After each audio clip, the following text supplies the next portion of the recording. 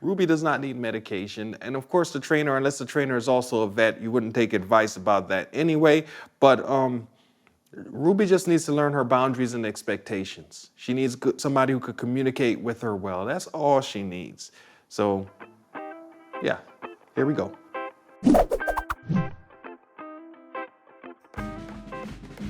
Hey friends, this is Martin Wright from Argos Dog Training, and today we'll be looking at a movie called Rescued by Ruby.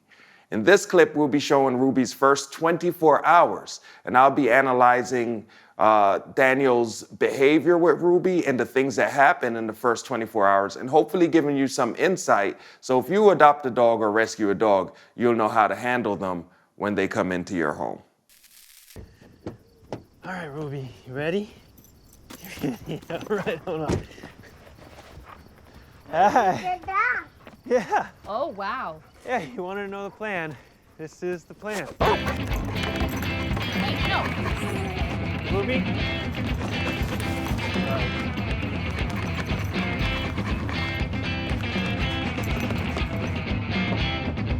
Ruby? Hey. Ruby? No. Okay. Ruby? No. Outside. Okay, so Ruby is being introduced to the house and the household. And what do we see? The first thing, the first opportunity that our main character, what's his name again? O'Neill? O'Neill. I hope that's his name. I hope Frank is not just saying, yeah. But the first opportunity he gets right when he leaves the shelter and the first time he lets the dog out of the car, the first thing he does is accidentally drops the leash. Come on, guys, hold your leash, hold your leash. You know, my clients would never do that because I teach them how to hold the leash correctly. We gotta be able to maintain control, right? So he drops the leash, the dog goes charging towards the child. He knows nothing about this dog. You know, he brings it right home, it goes charging. His wife scoops up the child. That could have ended poorly in a bunch of different ways, but luckily Ruby runs past. And ends up just, you know, checking out the house and pooping on the floor. He's actually very lucky about that. He's very lucky about that. So we want to just be careful. You know, we want to make sure that when I'm holding that leash, I have that leash, you know, and that's important. We also see he has a bunch of stuff in his arms. The common mistake. Every time I have a client who loses a dog or somebody who calls me and they're like, my dog ran down the street and jumped on the lady when I was getting out of the car. Every single time I got a bunch of stuff going, or it's just plain that kind of negligence. I have like the groceries and I have the kid and I have this and that and the other. Or you have the other kind of negligence, which is the dog wasn't on a leash. I just let him out the car. He always goes to the door, but then this time he ran down the street and jumped on a lady. So that's another kind of negligence. But either way, we have to have control, you know. This is not how I'd introduce my dog to the house. There's a bunch of things. When he was leaving the shelter, they gave him a dog bed, and it looked like a really nice dog bed. They did not give him a crate. If I had a choice as a dog trainer, which one am I going to give to this person that's leaving the shelter? The choice is the crate. You know, that's the choice to make, right? And they're around the same price. So, yeah. Anyway, moving on.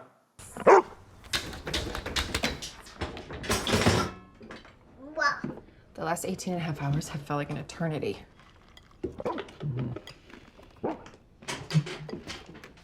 Mel, that's amazing. Mel. Honey, I can't. It's too much. No, yeah, I'm gonna take her to an obedience class this morning. Oh, really? Yeah. Yeah, I just need to find one and sign her up. Okay, so we learned a few things in this last little clip. One thing that we learned is that it's only been 18 hours that they've had the dog. So when dogs first come to the house, they're setting up the parameters. What are my rules that I have to live within? That generally takes about, most dogs, the first 72 hours, the dog will kind of adjust and kind of know what's going on. 2 weeks, the dog is, you know, well adjusted and knows very well what is going on, right? 18 hours, that's the very, very, very beginning. We know that the main character here, O'Neill, knows that it's important. Obedience training is important. But it's only half the thing, right? Obedience means that the dog understands me when I ask them to do something and that they will do it. It doesn't mean that I understand the dog. And that's how come I don't, as a pet dog trainer, I don't teach obedience as my main focus, right? My main focus is communication, which is different. Anyway. I'm sorry, I'm late. Come in.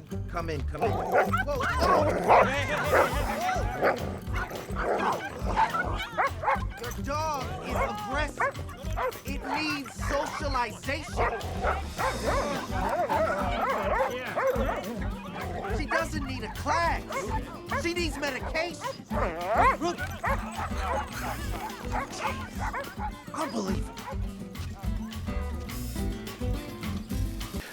We see in the group class, as he goes to this obedience class, first of all, I don't run any of my obedience stuff like that. I know that there are trainers, I know in Boston, definitely, they'll have a group class. I think most trainers, what they do is they have first, the ones that will do it kind of like this, they have first a class where you have to go to where there are no dogs allowed. That's important. Because in that class, then you're able to at least talk to the person and kind of give them some ideas to what to expect. My classes, you cannot come to my classes unless you've worked, my group classes, unless you've worked with me and we have learned some things like how to hold the leash, in a way that the dog doesn't just escape you, and ends up running into a dog that's unfriendly or being unfriendly to another dog. We work on things like that to begin with, so that way we're not in the position where there's gonna be other dogs, where our dogs can be a danger.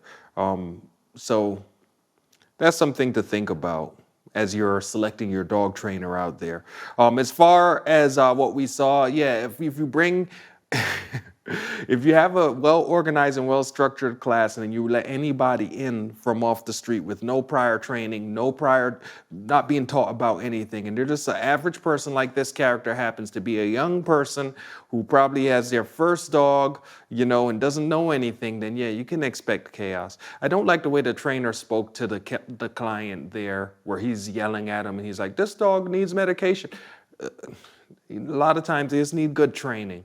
And as a trainer, it's your job to teach people. And if you can't do it in a group class, then you have to figure out some way to be able to teach them so that way they're able to work with their dog in that environment. So I don't like that. I think that's like client blaming. I think that's client blaming more than training when a trainer starts to do things like that. Right? And medication, no, that dog does not need medication. There's nothing wrong with Ruby. Ruby does not need medication. And of course, the trainer, unless the trainer is also a vet, you wouldn't take advice about that anyway. But Ruby just needs to learn her boundaries and expectations. She needs somebody who could communicate with her well. That's all she needs. So, yeah, here we go. I thought we had a connection. Getting out? You gonna join me? No, we're heading back to the shelter. She's impossible. Yeah, she doesn't listen. She destroys everything. You giving up on her?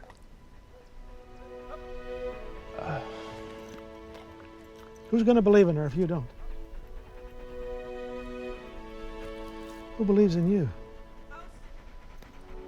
Yeah, I've been lucky that way. Well, maybe that dog deserves some of your luck.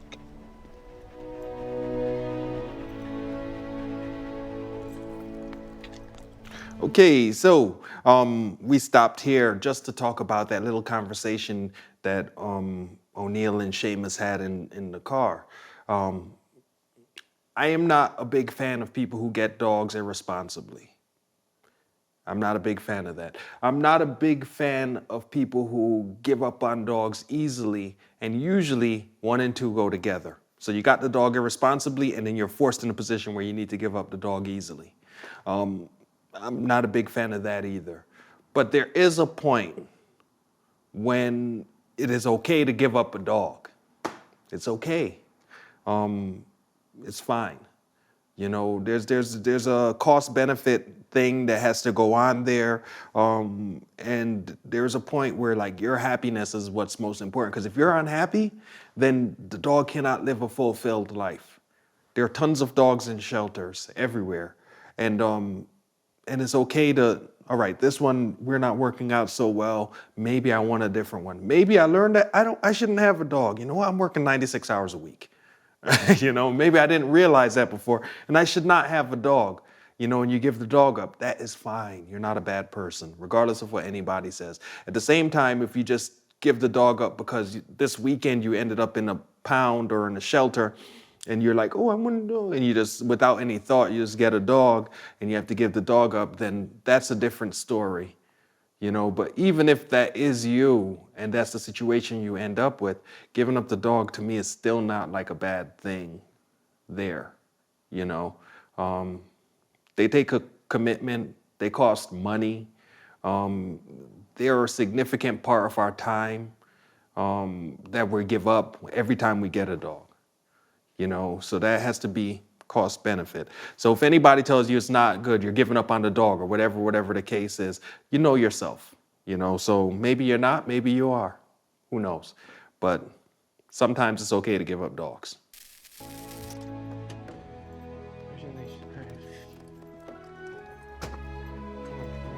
Wait, Ruby, hold on.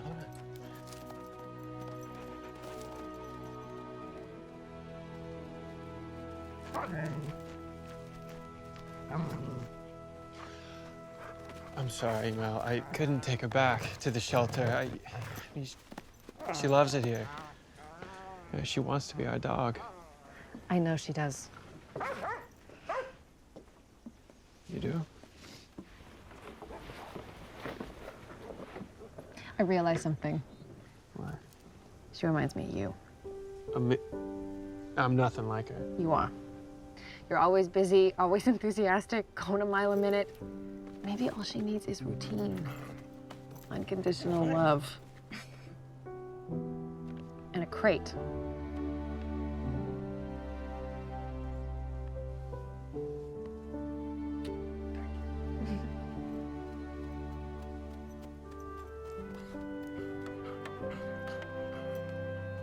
Monks.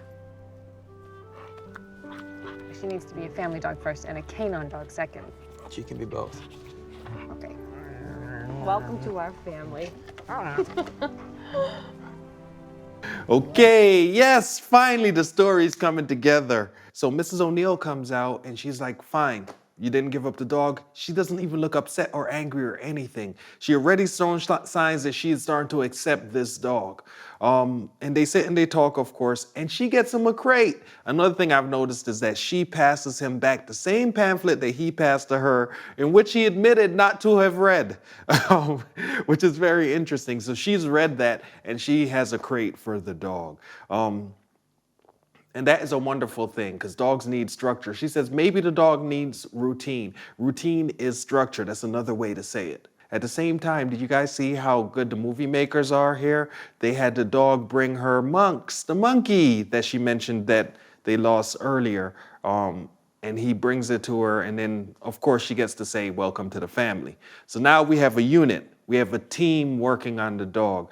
We see that the guy is very enthusiastic. He has a lot of energy, but he's just not able to do it all on his own. And now we're seeing that his wife makes him better. You know, she makes him stronger. And now as a unit, they're going to be able to do a thing. And that is important. Dogs bring us together. They teach us so many lessons, you know, if we really pay attention to them. All right, if you like what you see here today, then definitely click the subscribe, give us a thumbs up, hit the notification bell. All those things are good. We also will be releasing more of this series, analyzing Ruby and analyzing Daniel's time with Ruby and how she transforms throughout the movie. So hope you'll be able to join us next time. Until then, enjoy your day and enjoy your dog.